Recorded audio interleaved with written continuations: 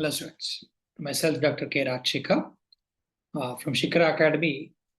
In this video, I'm going to talk to you about the newly released Group 2 APPSC Group 2 syllabus. Okay, we have noticed that in the month of April, end of the April 2023, APPSC has released new syllabus for Group 2, where we have seen certain changes, like with respect to the screening tests, we also see mains papers with slightly different versions of the syllabus even provided here. So this is what we notice in syllabus for mains examination. So we have two papers, paper 1, paper 2. In paper 2, which is for 150 marks, section A carries Indian and AP economy for 75 marks. Okay. In addition to that, in section B, we see science and technology for 75 marks. So science and technology for 75 marks is actually a big thing, because we do notice even compared to the group 1, where there is a dedicated science and technology paper in mains, and prelims also carry 30 marks. Okay, so here definitely they have given more weightage to the science and technology with respect to the group 2 exam. That probably is understandable because science and technology plays an important role, and especially AP focusing on several technological developments, especially in areas like energy, as well as the information and communication technology. It makes lot of sense for future administrators to understand these concepts. Right. And I believe this also has nicely laid out majority of the things in science and technology part. So objectives of the many areas are made a bit more clear than the older syllabus that we have seen. Okay, let's have a look at the details about science and technology version in this video. Okay, and what are the micro details of this, and where can we read such kind of information, to what depth is needed? So those things we are going to discuss here.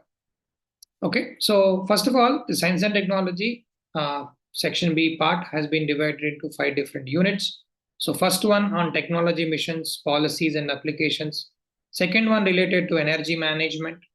And then we see that ecosystem and biodiversity in the third one, and waste management and pollution control in the fourth one, environment and health in the fifth one. So what I'm going to do here, I'm going to separate them into different themes, different ideas, and tell you the scope of each of this area, what we need to learn, so that it becomes easy for the people who are preparing for the group 2 exams now. So let's have a look at the simplified version. So here we're talking about the technology, first unit. So technology missions, policies, and applications. So what I like about the way they have mentioned, they said National Science and Technology Policy, recent Science and Technology Innovation Policy is what the focus here. So it looks like they're not expecting you to know so much about, so many details about the older policies. But I believe it's still important for us to understand the evolution of science and technology policy in the country after independence. In order to strengthen science and technology areas in India, government brought science policies, and later following, we actually got technology policies. Then science, technology, innovation policies. So in 2013, we have seen first STI policy, that is Science and Technology Innovation Policy, following which in 2020, Indian government has launched or released a draft on STI policy 2020. So currently the policy that we are looking at is 2020 draft policy, which can be seen in comparison with the 2013 policy, which is being implemented, okay, for almost a decade now. So probably having evolution of science and technology policies as an idea, plus 2013 policy and 2020 draft policy are relevant here. So then we can hear about national strategies and missions. We do see government releasing time to time different specific strategies, like either it could be biotechnology strategy of India, or we hear about different missions, like Science and Technology Council, Advisory Council to Prime Minister of India, a couple of years ago has suggested different missions. Some of them are being implemented recently. Either you can think about mission on artificial intelligence in making by Niti Aayog, or you can think about the mission related to quantum technologies, or recently hydrogen, green hydrogen mission that we have seen. Okay, so those kind of missions are important here for us to be aware about. Similar to that, translation, information translation, And also we are hearing the government working on biodiversity mission, and government is also working on areas related to EV vehicles. Okay, so those kind of missions are important to be focused here. Then in Unit 1, we hear about emerging technology frontiers. Here they have specified few technology areas to focus, and under which even they mentioned about specific objectives or specific areas to cover. Under space technology, they talked about launch vehicles of India, which is straightforward. India has been developing several launch vehicles. The most important ones is PSLV and GSLV versions of India. So in addition to PSLV and GSLV versions of India, ISRO has also developed something like SSLV, small satellite launch vehicle it has developed. So having this information, like in addition to PSLV and GSLV plus SSLV. In addition to that, several private players launch vehicles we have heard about in the news, like it could be Vikram by Skyroot company, or it could be Agnilet and Agniban by Agnikul companies. Those kind of private launch vehicles are also important.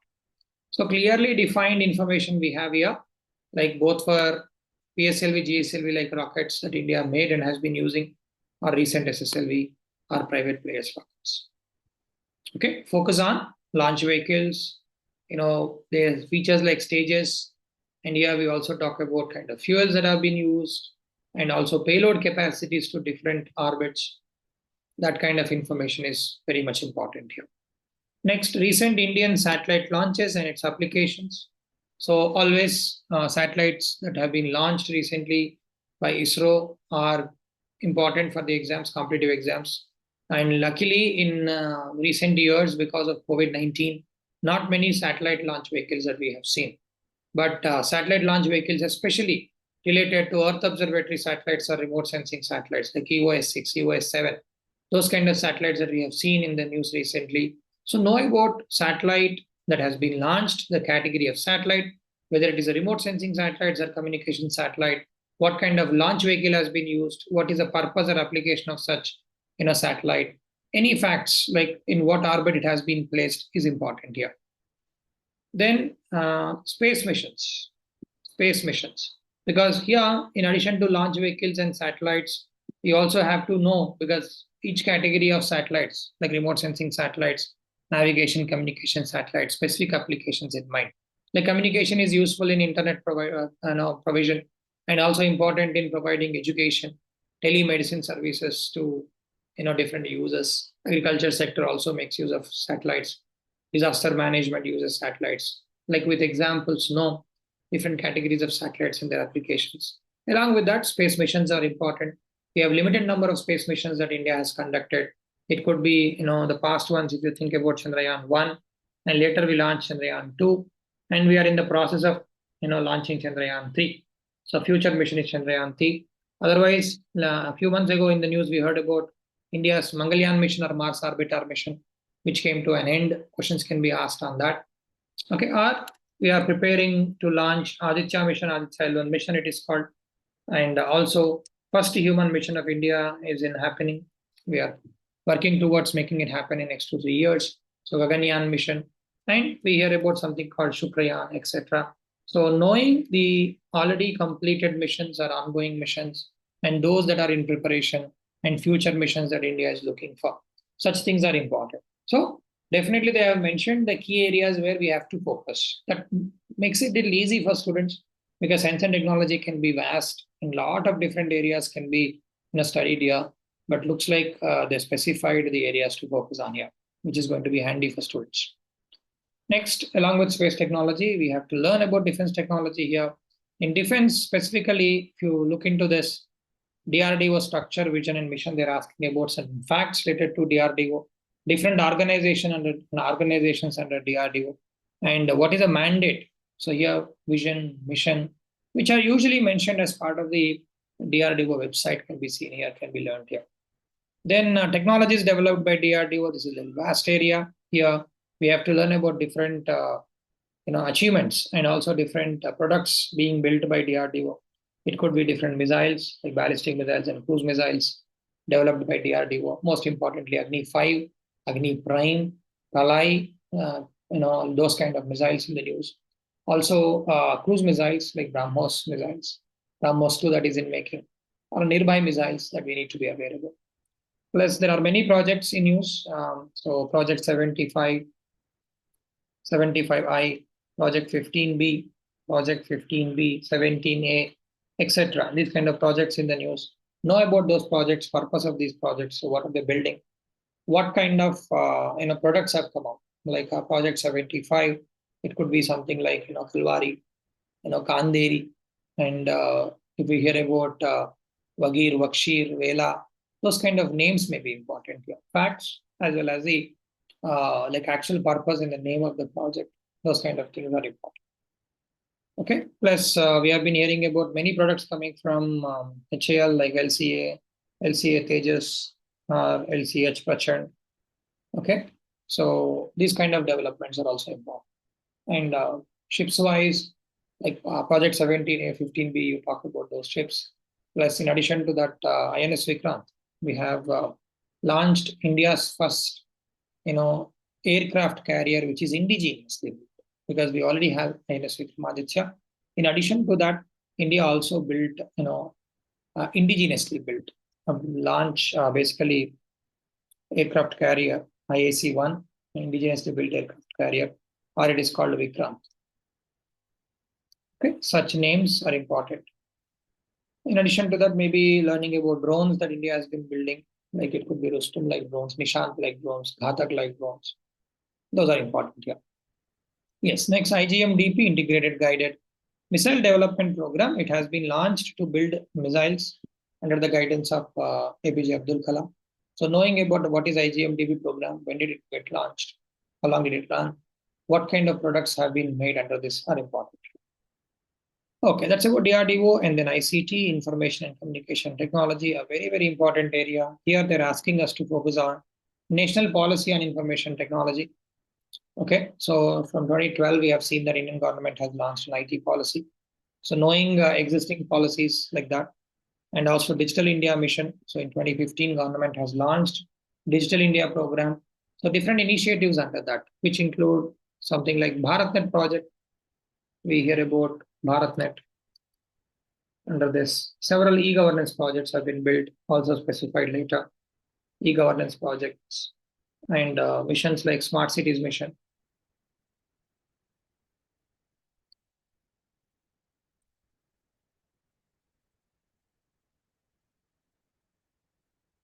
Okay, right. So those kind of programs are important here. Lot of growth we have seen after India launching Digital India program. So its impact are also important here in different sectors. So here, think about how Digital India program through different tools and dedicated, projects made it possible to create impact on education sector, communication sector, agriculture sector, finance industries. Okay, so specifically know about these benefits of Digital India program. Then e-governance does come under Digital India program also, but specifically here they're asking about different e-governance programs.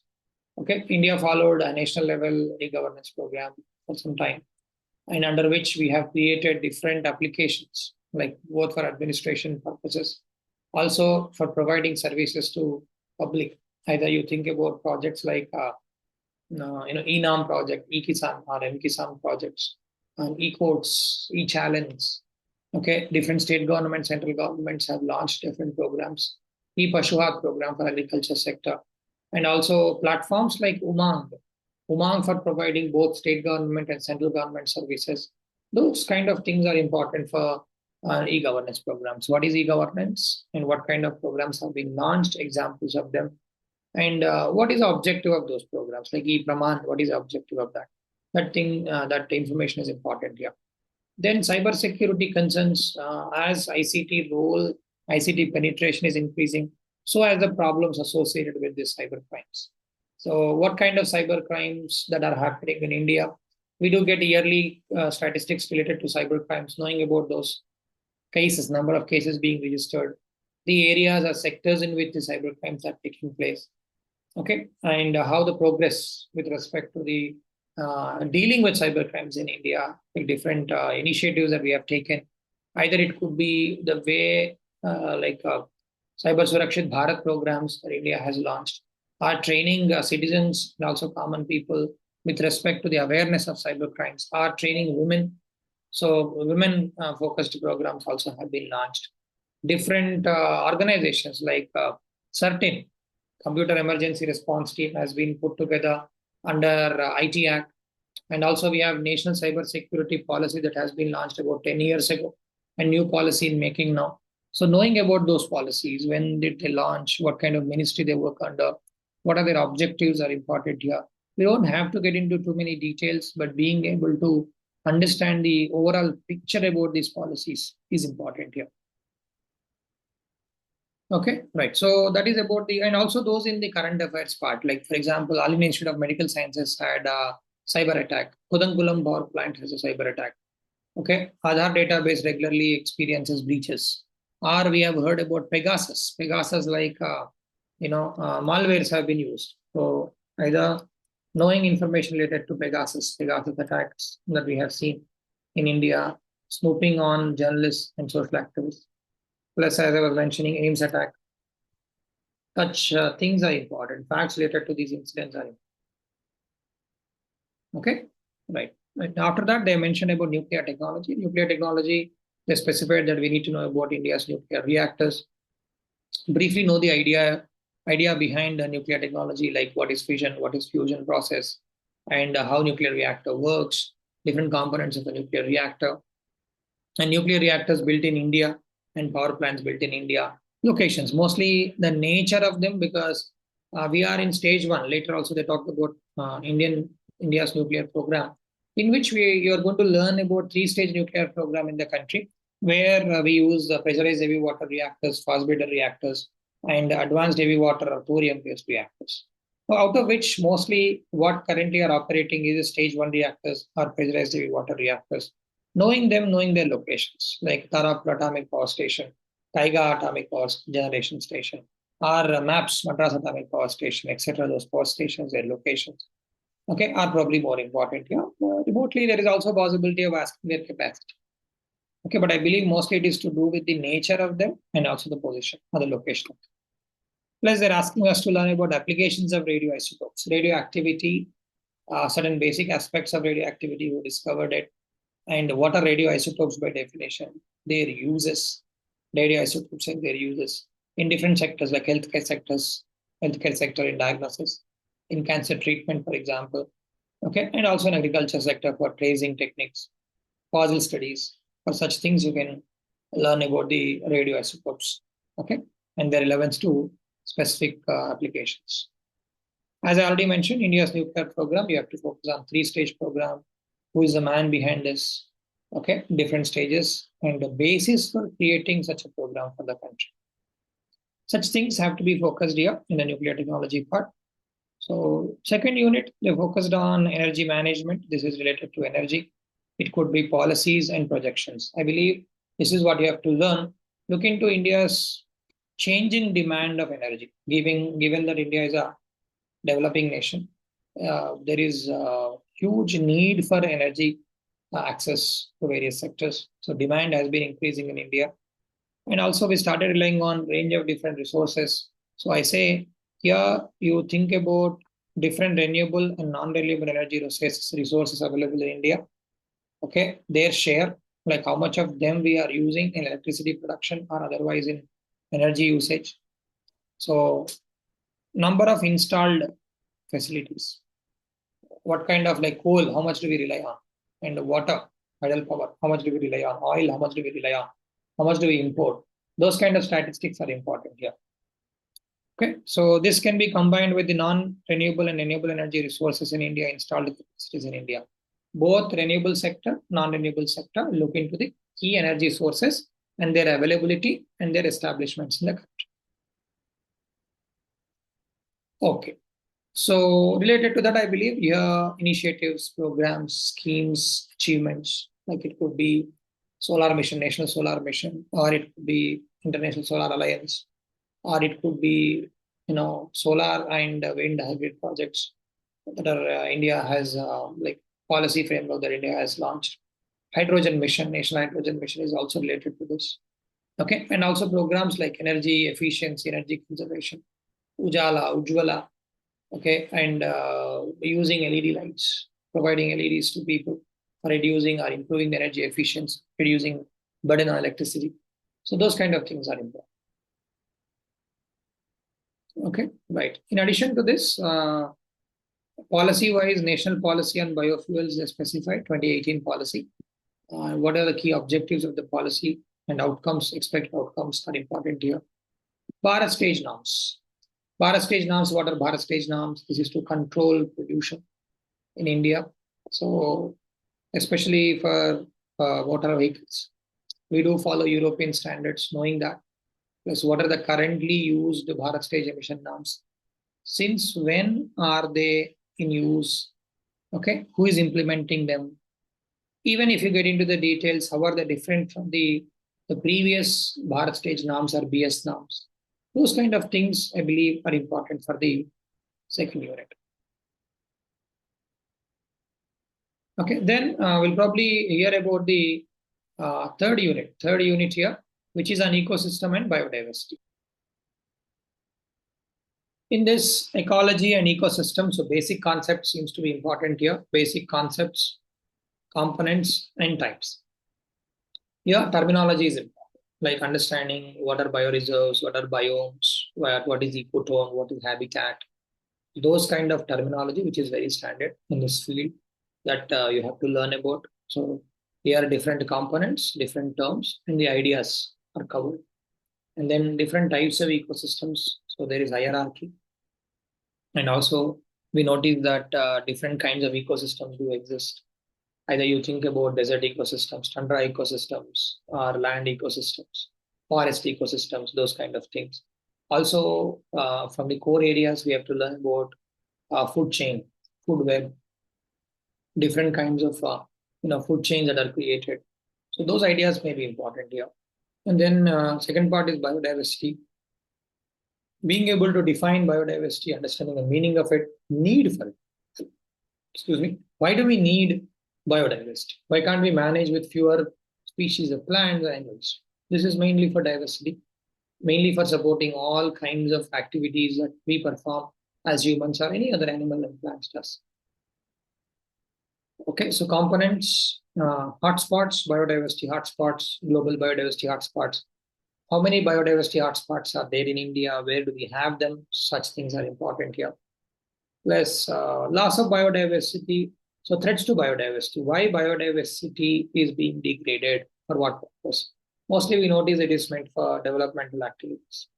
Okay, in the process, a lot of human interference in the way biodiversity actually thrives. So those aspects are important factors, so causes basically, and the extent to which biodiversity losses we are seeing now. And plus conservation, how biodiversity is conserved, what methods are being used.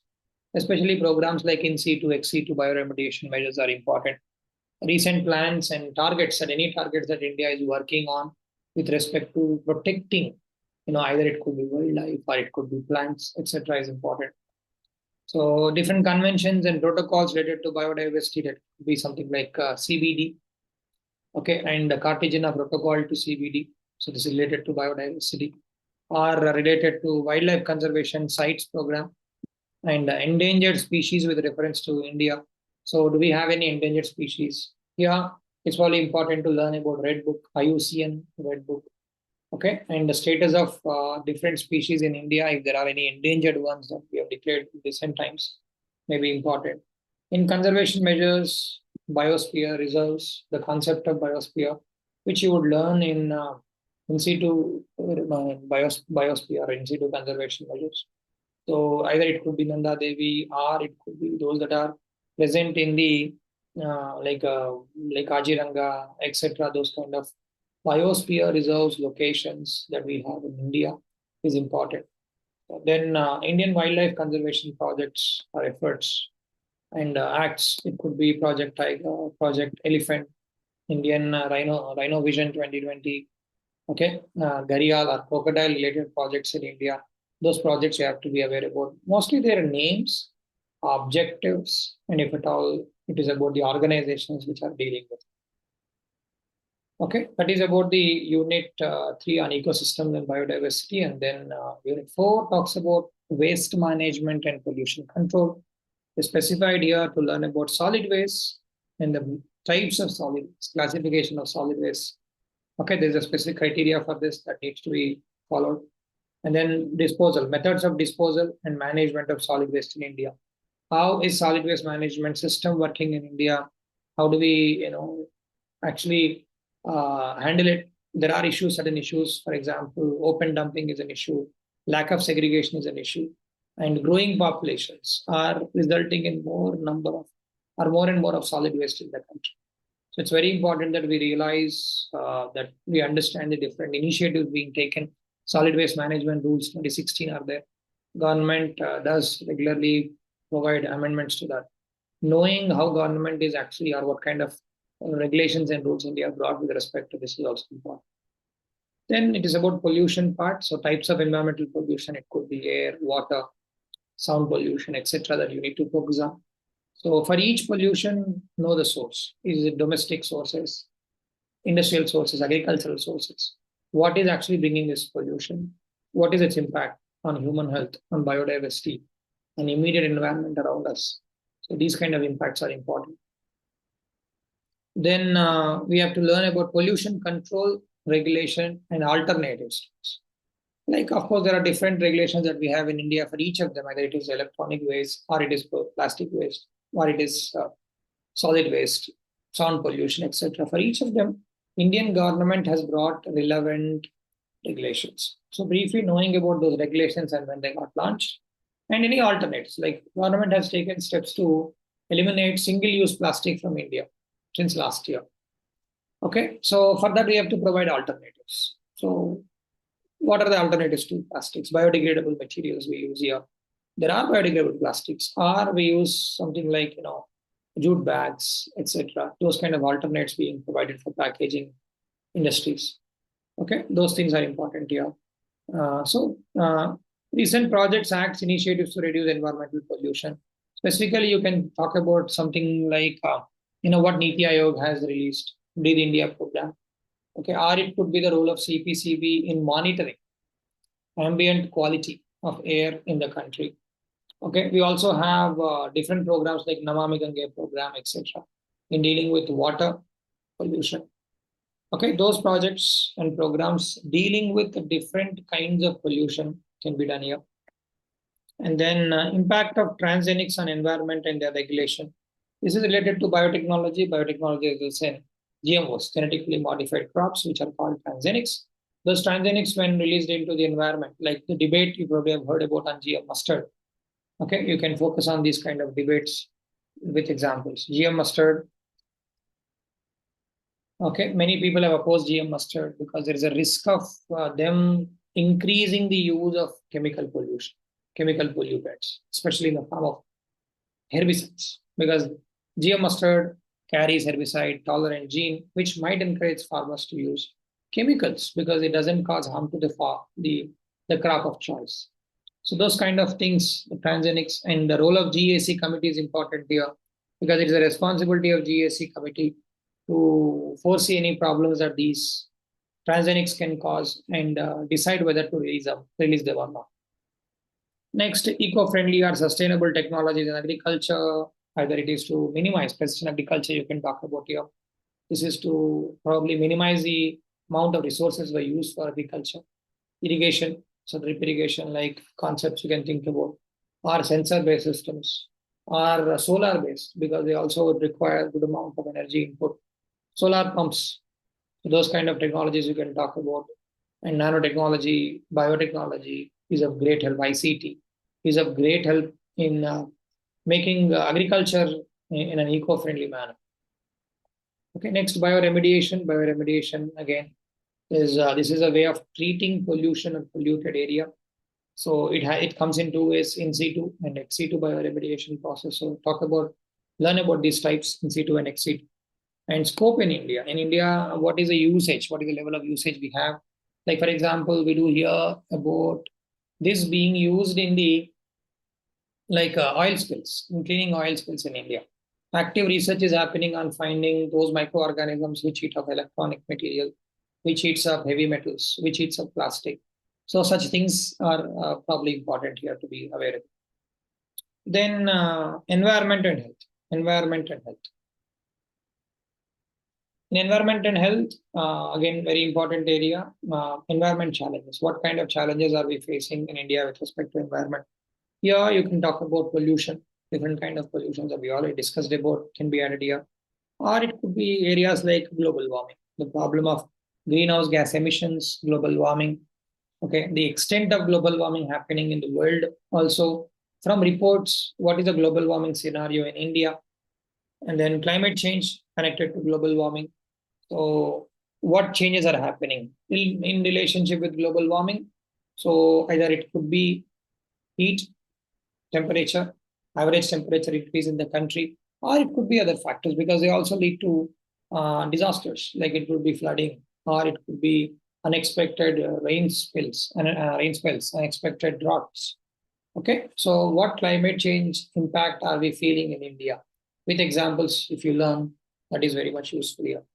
Then acid rain and ozone layer depletion. Acid rain, again, pollution related. Acid rain results in damage to human health, damage to plants health, damage to monuments. Knowing about what is the process behind acid rain, what kind of pollutants react with water to give rise to different acids. So those things are important. Then ozone layer depletion. Ozone layer depletion mainly happens because of ozone depleting substances like chlorofluorocarbons, which are used by many industries and refrigeration process. So releasing them results in depletion or thinning of the ozone layer, which is important for protection. Such things are important for you to learn here. And also there are many initiatives that we have seen, like Montreal Protocol, Vienna Protocol. So those kind of things are important here. Plus ocean acidification, like what is ocean acidification concept? Why ocean is becoming acidifying? What is the source for it? This is important. What initiatives can be taken? Those things are important. So from this, as I was mentioning, you can think about the environmental initiatives like that, asking recent ones. We don't have to learn about two older ones, but some significant ones, even the older, are important. Yeah. So here on protocols and conventions related to climate change, you can talk about UN framework on climate change, UNFCCC. Okay, this program, and also COPs, the different COPs, like recent COP27. You probably need to learn about where did it happen, what are the major initiatives announced as part of it, like loss and damage fund. So those things are relevant here. Okay, and for these, India's participation, like INDCs. For dealing with this, we have nationally determined contributions. At COP26, our Prime Minister brought what is called Panchamrit program. Knowing those kind of things in relationship with what India is planning, doing, our commitments with respect to energy production, renewable energy production, or non-fossil energy production. Those things are important here.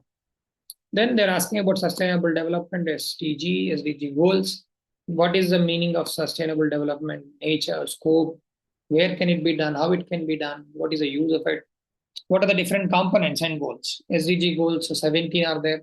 You need to know about 17 goals specifically and remember, what do they actually try to achieve. Okay, and also India's progress. Like sometimes we hear about there is an index that is released, Sustainable Development Index. Where is India standing with respect to this? Such information is useful. The last one in environment is health part. So health issues, recent trends in disease burden and epidemic and pandemics. Terminology is important: endemics, epidemics, pandemics, syndromes, diseases. Okay, recent trends mostly focusing on things like what is the burden of infectious diseases in India? What is the burden of non-communicable diseases, non-infectious diseases?